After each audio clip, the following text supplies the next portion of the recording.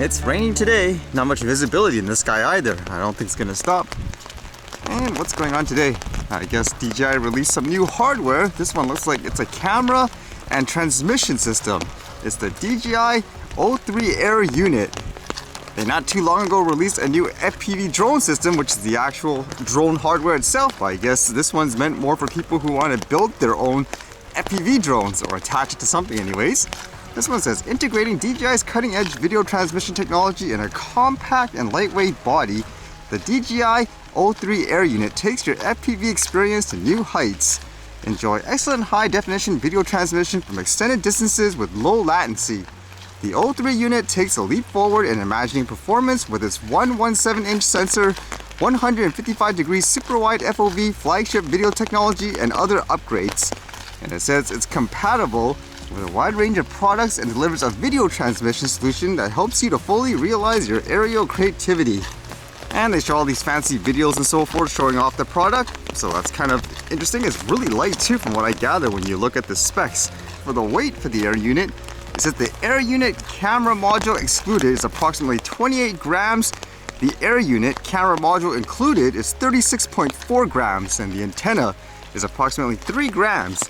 So if you're trying to make it really light, because in a lot of places there's less, I guess, restrictive regulations for flying the drones, then that would be good too. Would you be inclined to get this? With the price itself, it says the DJI O3 Air unit is $229 US. And as well, you can also buy, I guess, the goggles for $429 US. Lots of options, I guess, again, for people who build their own drones.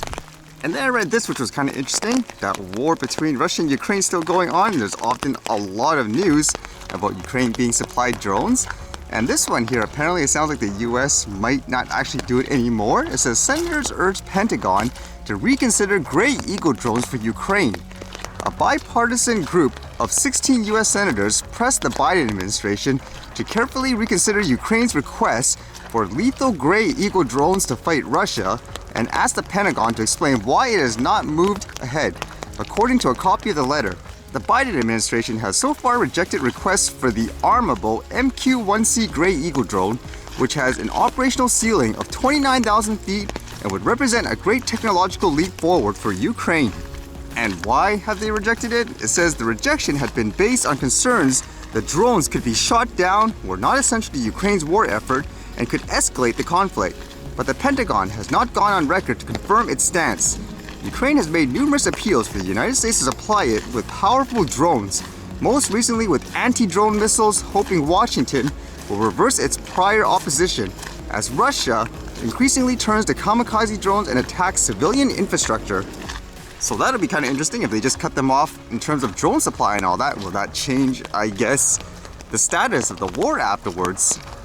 And on a fun note, I randomly read this today. Look at how humongous this goldfish is. At first people were asking too, is this Photoshop? Apparently it's real. This one here says, holy carp, UK fisherman catches record-breaking monster goldfish.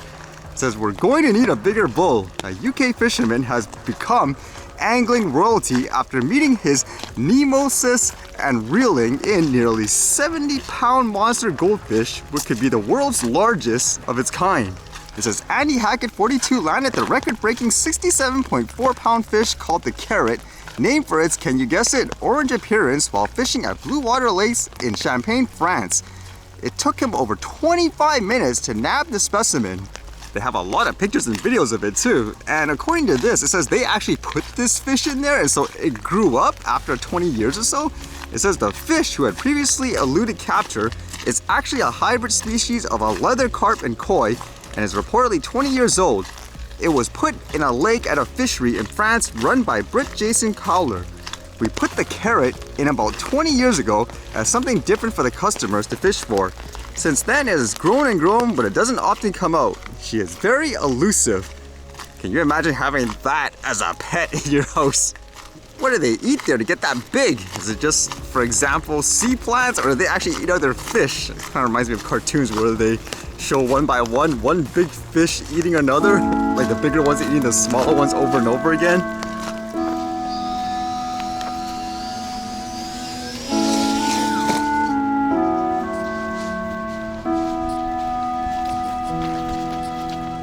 Does anyone want to try to identify that model?